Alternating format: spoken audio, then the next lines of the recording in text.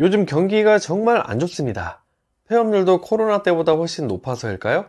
부동산을 보다 보면 무권리로 나와 있는 매장들도 심심찮게 보입니다. 무권리면 권리금이 없다는 얘기죠. 몸만 들어오시면 됩니다 라는 문구가 눈에 보이기도 하는데요. 비록 경기가 안 좋지만 또 어찌 보면 권리금 없이 들어갈 수 있다는 게 좋은 기회인 것처럼도 보입니다. 특히 예비 창업자분들이나 지금 가게를 옮길까 고민하시는 분들일수록 이 무권리라는 말에 괜히 마음이 조급해지기도 해요. 그래서 오늘은 이 무권리 이야기를 해보려고 합니다. 권리금 없는 가게는 정말 기회일까요? 아니면 독일까요? 오늘 영상 보시면 무권리라는 단어를 볼 때 중요하게 생각해야 하는 게 뭔지 알게 되실 겁니다. 그럼 시작합니다. 먼저 아주 중요한 전제부터 말씀드릴게요. 권리금 없는 가게가 무조건 나쁘다는 말 아닙니다. 반대로 무조건 좋은 기회라는 것도 아니에요. 문제는 이겁니다. 왜 권리금이 없느냐를 제대로 보지 않고 결정하는 순간 그 선택은 당신의 발목을 잡게 될 거라는 거죠. 권리금이라는 게 뭔지부터 짧게 정리해 볼게요. 권리금은 장사가 잘 돼서 붙는 돈이라고 흔히 생각해요. 사실 더 정확히 말하면 그 자리에서 장사가 가능하다는 걸 증명하는 비용인 거예요. 이 상권에 손님이 있다, 이 자리에서 매출이 나왔다, 최소한 망하지는 않았다. 이걸 돈으로 표현한 게 바로 권리금입니다. 그래서 권리금이 없다는 건 이 중 하나일 수 있어요. 장사가 안 됐다, 상권이 무너졌다, 운영이 엉망이었다, 아니면 급하게 나가야 할 사정이 생겼다. 이걸 제대로 구분하지 않으면 사장님이 리스크를 전부 떠안게 됩니다. 권리금 없는 가게를 보면서 사장님들이 자주 하는 착각이 하나 있습니다. 권리금 안 주니까 그만큼 여유 있네? 초기 비용 줄었으니까 실패해도 타격이 적겠네? 근데 현실은 정반대인 경우가 많아요. 권리금이 없다는 이유로 들어간 가게에서 운영 난이도가 훨씬 높은 경우가 생각보다 많습니다. 왜냐면 권리금이 없다는 건 대부분 문제가 이미 한번 드러난 자리일 확률이 매우 높기 때문이에요. 여기서 아주 중요한 포인트가 하나 있는데요. 권리금 없는 가게는 비어있는 가게가 아니라 비워진 가게인 경우가 많다는 점이에요. 이 차이 별거 아닌 것 같지만 굉장히 큽니다. 비어있는 가게는 아직 아무 일도 없던 자리지만 비워진 가게는요, 이미 한번 시도했다가 접은 자리라는 거예요. 손님, 주변 상인, 배달 앱, 상권 전체가 이미 그 가게를 한번 판단했다는 거죠. 이걸 무시하잖아요? 그 자리에서 나간 가게와 같은 결과를 다시 겪게 됩니다. 그럼에도 불구하고 권리금 없는 가게가 기회가 되는 경우도 분명히 있습니다. 그 경우는 이런 거예요. 장사는 어느 정도 됐는데 사장 개인 사정으로 나온 경우, 업종이 안 맞아서 접은 경우, 운영 미숙으로 잠재력을 살리지 못한 경우, 이런 경우엔 권리금이 없는 게 아니라 권리금을 못 받은 것에 가깝습니다. 이 차이를 구분할 수 있느냐가 성공과 실패를 가르는 중요한 포인트예요. 근데 문제는 이걸 겉으로 구분하기가 굉장히 어렵다는 거예요. 부동산에서는 무권리 매물을 설명하면서 이렇게 말하죠. 거기 사장님이 사정이 생겼어요. 장사는 뭐 나쁘지 않았어요. 요즘 다 힘들잖아요. 근데 이 말들을 곧이곧대로 믿으면 절대 안 됩니다. 권리금이 없는 가게를 볼 때는 말이 아니라 데이터와 흔적으로 봐야 하는 거예요.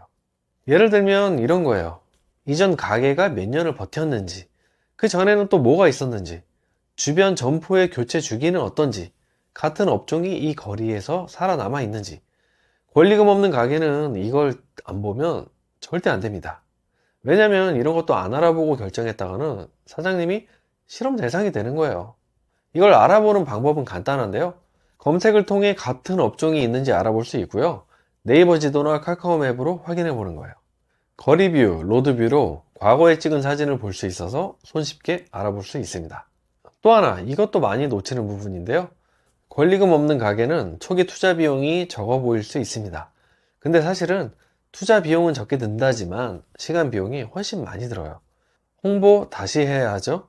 손님 인식을 변화시켜야 하는데 거기 또 바뀌었대라는 그 인식을 깨부셔야 한다는 거예요. 어쩌면 이게 돈보다 더 무서운 비용일 수도 있는 거예요. 그래서 권리금 없는 가게를 볼 때는 이 질문부터 스스로에게 던져야 합니다. 나는 이 자리를 고쳐서 살릴 수 있는 사람인가? 아니면 운 좋게 얻어먹으려는 사람인가? 이 질문에 솔직하지 않으면 섣부르게 결정도 해서는 안 됩니다. 자, 이제부터는 권리금 없는 가게를 봤을 때 실제로 어떻게 판단해야 하는지 알려드릴게요. 이건 이론이 아니라 현장에서 진짜 쓰이는 기준입니다. 먼저 권리금 없는 가게가 기회가 되는 경우부터 볼게요. 이런 조건이 겹쳐야 합니다. 첫 번째, 이전 사장님이 장사를 포기한 이유가 장사 때문이 아닐 때예요.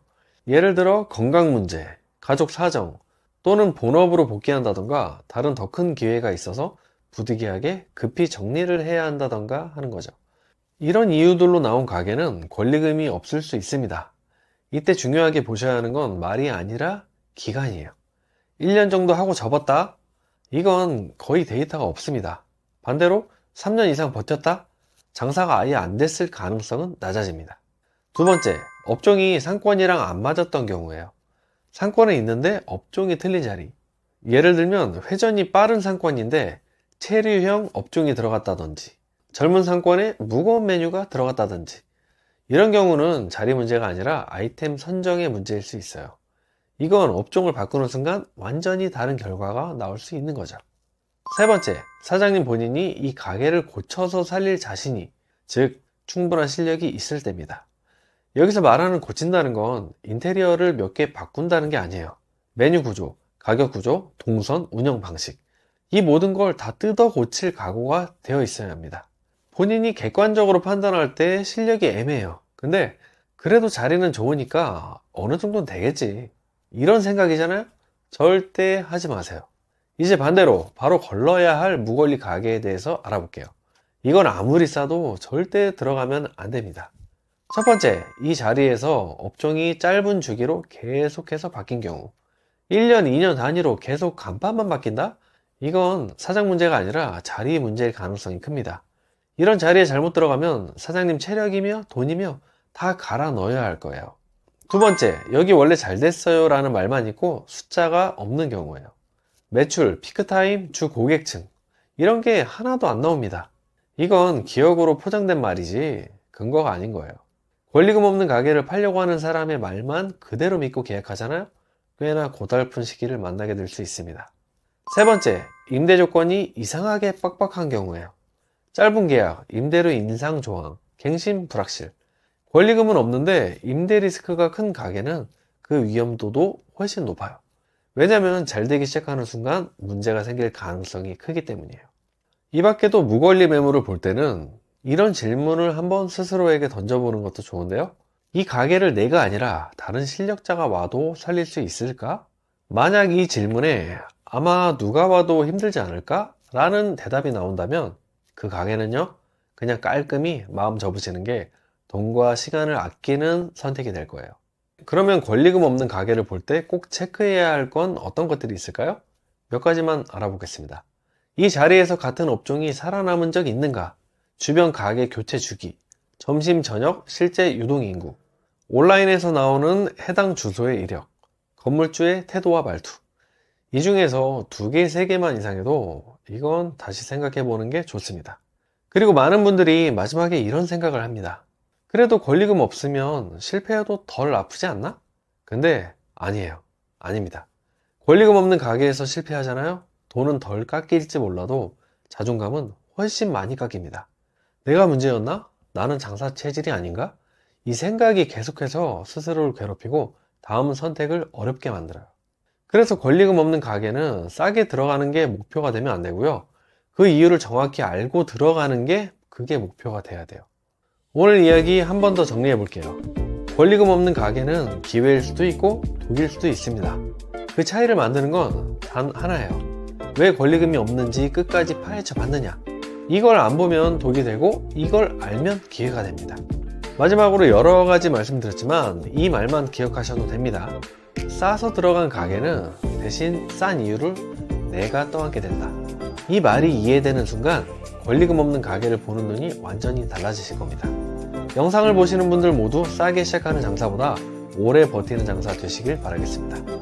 오늘 영상이 도움되셨다면 구독과 좋아요, 알림 설정 부탁드리고요. 저는 다음 주에 더 좋은 내용으로 찾아뵙겠습니다. 감사합니다.